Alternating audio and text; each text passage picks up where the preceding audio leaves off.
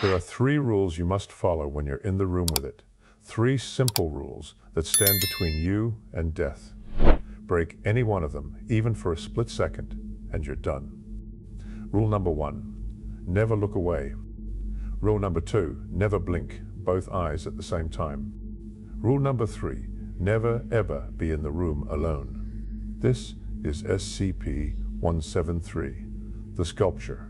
And today, I'm going to tell you everything you need to know to survive an encounter with the most terrifying statue in existence. But first, let me tell you a story about someone who didn't follow the rules. His name was David. He was a D-class personnel, which in Foundation terms means he was expendable. Someone they could send into danger without worrying too much about the consequences. He knew the risks. He signed the paperwork. He agreed to the terms. They told him the rules. They drilled it into his head. Never look away. Never blink both eyes at once. Simple enough, right? They opened the door to the containment cell and pushed him inside. The door closed behind him with a heavy metallic clang that echoed through the small room, and David found himself face to face with it. The sculpture stood in the corner. Not particularly tall, maybe 6 feet. Made of concrete and rebar with traces of spray paint across its surface. It had a vaguely humanoid shape, but wrong somehow. The proportions were off. The face was crude, simple, almost childlike in its features. But the eyes were the worst part. Painted on, but they seemed to stare directly through you, into you. David stood there, staring at the sculpture. Minutes passed. His eyes started to water. He wanted to blink so badly. His eyes were burning, but he remembered the rules. He blinked one eye, then the other, one eye, then the other, always keeping one eye open. He did this for 5 minutes, 10 minutes, 15. His legs started to hurt from standing so rigidly. His neck ached from not moving, but he kept staring, kept following the rules. Then David made a mistake. A small mistake. A human mistake. He got comfortable. He thought to himself, I've got this. It's not so hard. Just keep alternating eyes. His mind started to wander. He started thinking about what he would do after his time with the Foundation was done. Started planning his future. And for just a moment, less than a second, his eyes both closed at the same time. The scraping sound happened so fast, concrete on concrete, like stone grinding against stone, but impossibly rapid. David's eyes flew open in panic, but the sculpture wasn't in the corner anymore. It was right in front of him, close enough to touch. Before he could even scream, it happened. The sculpture's crude hands grabbed his head, and with a movement too fast to see, it twisted. The crack of vertebrae echoed through the containment cell. David dropped to the floor, dead. His neck snapped at the base of the skull. It took less than 1 second. The researchers watching through the observation window made notes. Cause of death, neck snap. Time of death, 17 seconds after both eyes closed simultaneously. Contributing factor, subject became overconfident and lost focus. They sent in the cleanup crew. 2 people this time, following proper procedure. They never took their eyes off the sculpture. When one needed to blink, they alerted the other. They worked in perfect coordination. They retrieved David's body and left without incident. The sculpture stood back in its corner, motionless, waiting for the next time someone would break the rules. This is what you need to understand about SCP-173. It's not just dangerous, it's perfectly, efficiently, absolutely lethal. No exceptions, no second chances, no mercy. Let me tell you what we know about the object. Then I'll tell you what we don't know, which is somehow even more terrifying. SCP-173 was discovered sometime in the mid-2000s. Nobody knows exactly when or where it came from. The Foundation found it and immediately recognized it as anomalous. It was moved to a containment cell, a simple room with reinforced walls and constant observation. The object itself is a sculpture constructed from concrete and rebar with traces of Krylon brand spray paint. The spray paint is red and brown, covering parts of the sculpture in crude designs. Nobody knows if the paint was part of the original creation or if it was added later. The face is the most distinctive feature. Two crude eyes painted on in red and green, a simple line for a mouth. It looks like something a child might make in an art class. But there's something wrong about it. Something that makes your brain scream warnings when you look at it too long. The sculpture has a strange reddish-brown substance constantly seeping from its base. Tests have confirmed this substance is a mixture of blood and feces. The Foundation has no idea where this comes from. The sculpture produces it constantly, requiring the cell to be cleaned twice a week. When personnel enter to clean, they follow strict protocols, always in groups of 3, always maintaining visual contact with the sculpture. They work quickly and efficiently. The longest anyone has stayed in the cell during cleaning is 47 minutes. By the end, all 3 personnel reported severe eye strain, headaches, and extreme psychological stress. But here's what makes SCP-173 truly terrifying. It's not what it does, it's how it does it. The sculpture cannot move while in direct line of sight. As long as anyone, is looking at it, the sculpture is completely immobile. It might as well be a normal statue. But the instant direct line of sight is broken, even for a fraction of a second, the sculpture moves. And it moves fast. Impossibly fast, faster than anything that large and heavy should be able to move. In the literal blink of an eye, it can cross an entire room. It can climb walls. It can position itself directly behind you. Security footage has never captured the movement itself. One frame, the sculpture is in one position. The next frame, less than a 30th of a second later, it's somewhere completely different. The movement itself seems to exist outside normal perception, outside recorded time. When the sculpture moves into range of a person, it attacks immediately. The attack is always the same. It grabs the victim's head and twists, snapping the neck at the base of the skull. Death is instantaneous. Occasionally, if the angle isn't right, it will resort to strangulation instead. But the neck snap is its preferred method. The sculpture has never been observed to move slowly. It has never been observed to hesitate. It attacks with perfect efficiency every single time. There has never been a recorded case of someone surviving an attack once the sculpture has gotten hold of them. The Foundation has studied the object extensively. They've tried to understand what it is, where it came from, why it does what it does. One theory is that the sculpture is a quantum-locked entity. It literally cannot exist in the same quantum state when observed. The act of observation forces it into a solid, immobile state. When observation ceases, it shifts into a different state, one where it can move. But this is just a theory. The truth is, nobody really knows. What they do know is that the sculpture seems to have some kind of awareness. It knows when it's being watched. It knows when opportunities arise. It's not just a mindless automaton following simple programming. There's something intelligent behind those painted eyes. Personnel assigned to SCP-173 report feeling a sense of malevolence from the object. Not just fear, which is natural, but a specific feeling that the sculpture wants them dead. That it's waiting, patiently, for them to make a mistake. That it enjoys what it does. This is impossible to prove scientifically, but every single person who has spent time in that room reports the same feeling. Let me tell you about some of the tests they've run. Because the Foundation doesn't just lock things away and forget about them, they study, they experiment, they try to understand. Test 1. They tried blocking the sculpture's line of sight without removing observation. They put a clear wall between personnel and the object. Result: the sculpture remained immobile. The barrier didn't matter as long as line of sight was maintained. Test 2. They tried using mirrors. Personnel kept their backs to the sculpture while watching it through a mirror. Result: the sculpture remained immobile. Reflected observation counted as observation. Test 3. They tried using video feeds. Personnel watched the sculpture through cameras while in an adjacent room. Result: the sculpture remained immobile. Electronic observation counted as observation. Test 4. They tried using blind personnel, someone who physically could not see the sculpture. Result: the sculpture moved immediately and killed the subject. Visual observation was required. Test 5. They tried sedating the sculpture.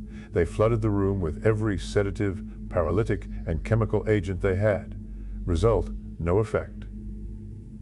The sculpture's movement is not biological and cannot be affected by chemicals. Test 6. They tried destroying the sculpture. They used industrial equipment, high explosives, even tried dissolving it in acid. Result: the sculpture is nearly indestructible, minor surface damage only. Any damage is somehow repaired when unobserved. Test 7. They tried moving the sculpture while observed. A team of 6 personnel used a reinforced dolly to transport it to a new containment cell. Result: successful. The sculpture can be moved while observed, but it takes significant force and coordination. Test 8. They tried leaving the sculpture completely unobserved. They evacuated the entire facility wing and sealed it off. Cameras were deactivated. For 48 hours, nobody looked at the sculpture. Result: when they returned, the containment cell door had been damaged from the inside. Scratch marks covered every surface. The sculpture had attempted to escape but failed to breach the reinforced walls.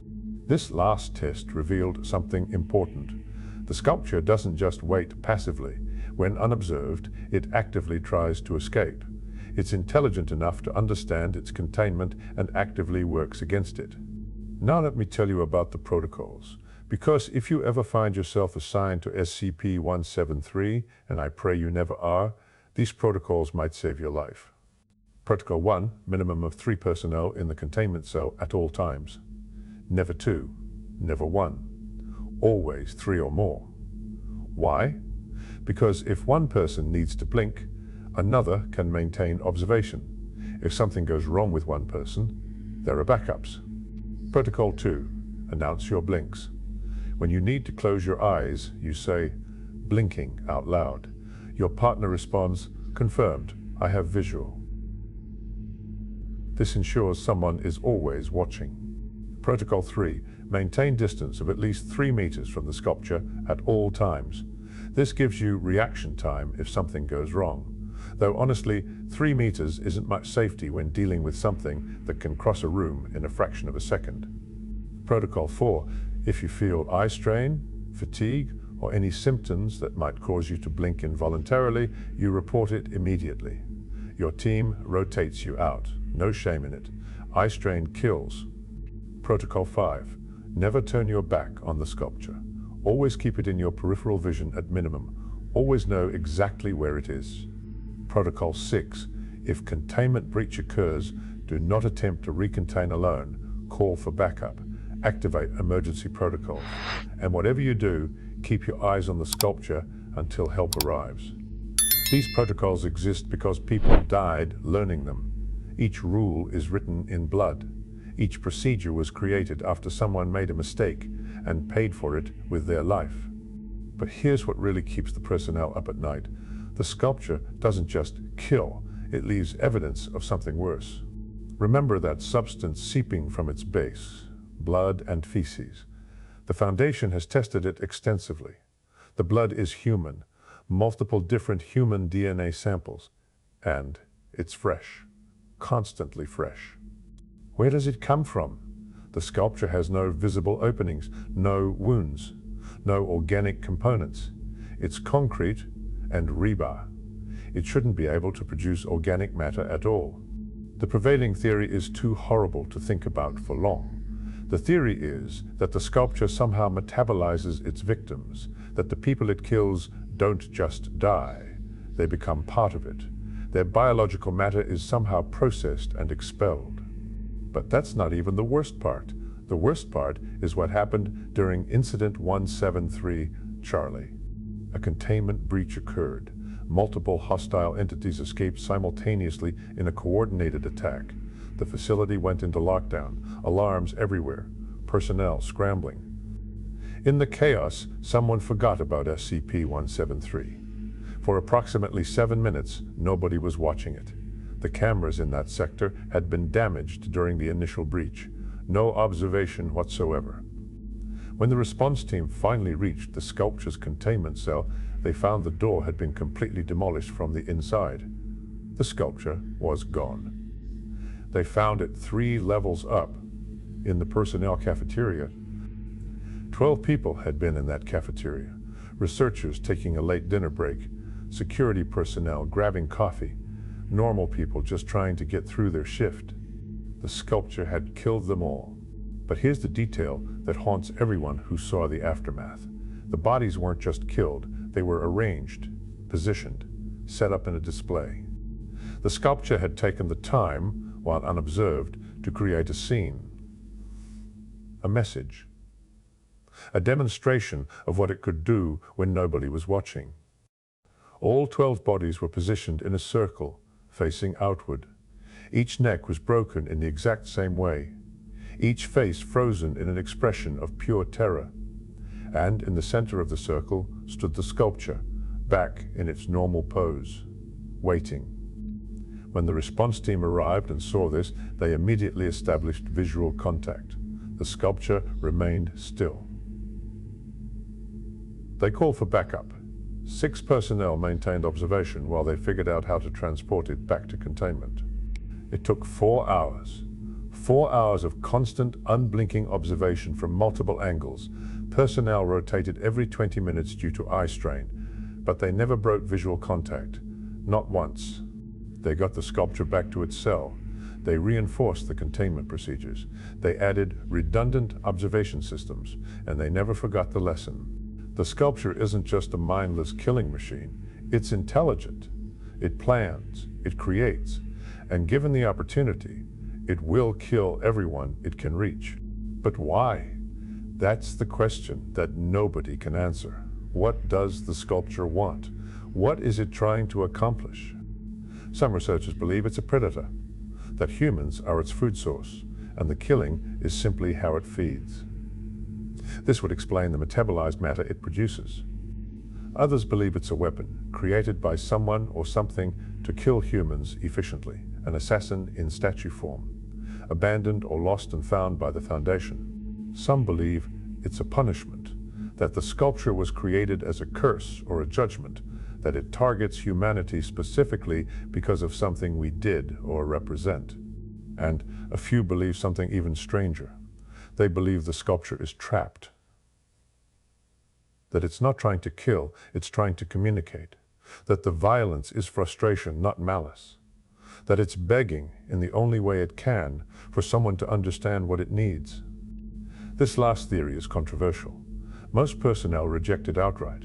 How can you attribute noble intentions to something that has killed so many people so efficiently? How can you see anything but malevolence in those painted eyes? But one researcher, Dr. Allison, proposed an experiment based on this theory. She wanted to try communicating with the sculpture, to see if it could understand or respond. The O5 Council, the highest authority in the Foundation, rejected the proposal. Too dangerous, too many unknowns. The sculpture would remain contained and observed. No communication attempts. Dr. Allison accepted the decision, but privately she maintained her theory. She believed, until the day she retired, that SCP-173 was trying to tell them something, that if they could just understand its language, everything would make sense. She's not there anymore to ask, and the sculpture remains in its cell, silent and still, waiting for someone to look away. Let me tell you what happens during a training session for new personnel. Because the Foundation doesn't just throw people into the deep end without preparation. New guards or researchers assigned to SCP-173 duty go through a 3-day intensive training program. Day 1 is classroom instruction. They learn the history, the protocols, the theories. They watch footage of containment procedures. They study the incident reports. Day 2 is simulation training. They practice maintaining visual contact with a replica sculpture in a mock containment cell. They learn to coordinate with partners. They practice the blink announcements. They build muscle memory for the procedures. Day 3 is the real thing. They enter the actual containment cell with the actual sculpture. But they're not alone. Experienced personnel are with them, watching, guiding, ready to step in if something goes wrong. Most trainees describe their first encounter with SCP-173 as the most terrifying experience of their lives. No simulation can prepare you for the reality of standing in a room with that thing, knowing that a single mistake means instant death, feeling those painted eyes watching you. Many trainees wash out on day 3. They freeze up, they panic, they can't maintain focus. And that's okay. It's better to know you can't do it in a controlled situation than to discover it when lives are on the line. Those who pass the training become part of an elite group, personnel who have stared death in the face and maintained their composure, who can be trusted to handle one of the most dangerous entities in Foundation custody. They receive hazard pay, generous hazard pay. They're rotated off-duty frequently to prevent psychological burnout. They have access to the best mental health support the Foundation can provide. But even with all that support, the average career length for SCP-173 personnel is only 18 months. After that, the psychological toll becomes too great. The constant stress, the hypervigilance, the nightmares. Many report dreaming about the sculpture. In their dreams, they blink, and they feel the hands on their head. They hear the crack, and they wake up in a cold sweat, checking their neck, making sure they're still alive. Some develop a condition the Foundation psychologists call observation obsession disorder. They become unable to look away from anything. They stare at objects, people, walls, constantly afraid that if they look away, something terrible will happen. Their everyday life becomes consumed by the need to observe. Treatment helps, usually, but some never fully recover. They carry the weight of SCP-173's existence with them for the rest of their lives. Now, you might be wondering, has anyone ever tried to use SCP-173 as a weapon? Has anyone tried to weaponize its killing efficiency? The answer is yes, and it went exactly as badly as you'd imagine. During a particularly dangerous containment breach involving a reality-bending entity that was reshaping the facility, someone proposed using SCP-173 to neutralize the threat. The logic was simple. The reality bender couldn't affect the sculpture while observing it, and the sculpture would kill the reality bender if observation was broken. They brought the sculpture to the reality bender's location under heavy observation protocols. They positioned it in the room, and then they carefully, deliberately broke observation. The sculpture moved, but so did the reality bender. What happened next isn't entirely clear because reality itself was being rewritten. When everything settled down and reality stabilized, both entities were back in their original locations, the sculpture in its cell, the reality bender in theirs. Neither showed any signs of damage or change. But every single person involved in the operation, 14 personnel in total, had to be hospitalized for severe psychological trauma. They reported seeing things during the event. Impossible things. The sculpture moving in ways that defied physics. The reality bender screaming in languages that hurt to hear. None of them could ever work with SCP-173 again. Most took early retirement from the Foundation entirely. The operation was classified as a catastrophic failure, and all future weaponization attempts were permanently forbidden. The sculpture cannot be controlled, it cannot be aimed, it cannot be used, it can only be contained. And even that takes constant vigilance. But here's something that keeps the researchers up at night, something they discovered recently that changes everything they thought they knew. The sculpture is growing, not quickly, not noticeably if you see it every day, but comparing photographs from when it was first contained to photographs from today, there's a measurable difference. It's gotten taller, broader, more defined. At its current rate of growth, projections suggest it will be 7 feet tall in 50 years, 8 feet in 100 years. Where does it stop? Does it stop? And more terrifying, what happens when it gets too big for its containment cell? The Foundation is already planning for this. They're designing larger containment facilities, developing better observation systems, preparing for the day when the sculpture becomes too large to contain in its current location. But planning and actually executing are two different things. Moving SCP-173 is one of the most dangerous operations the Foundation performs. Every movement is a risk. Every transfer is an opportunity for something to go wrong. And something always goes wrong. During the last transfer, 7 years ago, a power failure occurred during transport. The lights went out. For exactly 3 seconds, the backup generators were coming online. 3 seconds of darkness. 3 seconds of no observation. When the lights came back on, the sculpture had moved 20 meters from its transport container. It was positioned directly behind one of the guards. The guard froze, aware of the presence behind him, but afraid to turn around. His partner, maintaining visual contact with the sculpture, slowly talked him through stepping away. Inch by inch. Never turning his back. Never breaking his partner's line of sight. It took 12 minutes for the guard to move to safety. 12 minutes of the most intense psychological pressure imaginable, knowing that death was literally breathing down your neck, knowing that you were only alive because someone else was looking at the thing behind you. The guard survived, but he never worked for the Foundation again. Last anyone heard, he moved to a remote cabin in Alaska. Somewhere he could see for miles in every direction. Somewhere nothing could sneak up behind him. So let me bring this back to where we started. The 3 rules.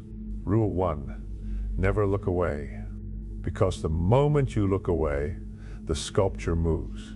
And when it moves, it kills. There are no exceptions. There is no mercy. The sculpture exists for one purpose, and it fulfills that purpose with perfect efficiency. Rule 2. Never blink both eyes at the same time. Because even a fraction of a second is enough. Even the briefest break in observation is an opportunity, and the sculpture is patient. It will wait forever for that opportunity. But it only needs one. Rule 3. Never be in the room alone.